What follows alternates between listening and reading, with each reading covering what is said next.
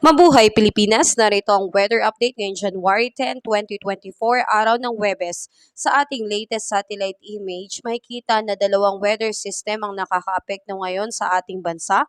Ang northeast monsoon ay sa bahagi ng Luzon nararamdaman, kaya may tsansa pa rin ng mahinang pag-ulan, kaya ugaliing maghanda at magdala palagi ng payong.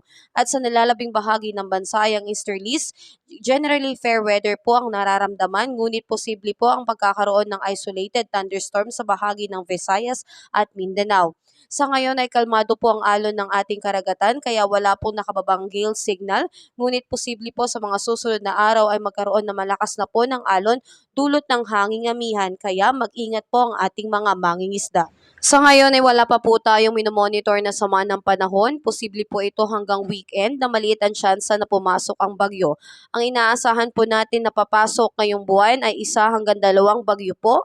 Kaya lagi po tayong maging handa lalo na sa mga nakatira sa mababang area dahil dyan po ang malaking tsansa ng pagbaha. Ganun din po ang pagkakaroon ng landslide kaya mag-ingat at laging maging updated po sa ating panahon. Narito po ang mga temperatura sa ilang bahagi ng Luzon, Visayas at Mindanao. Patuloy po tayong mag-abang sa mga susunod na weather update. Please like and subscribe niyo po ang aking channel. Salamat at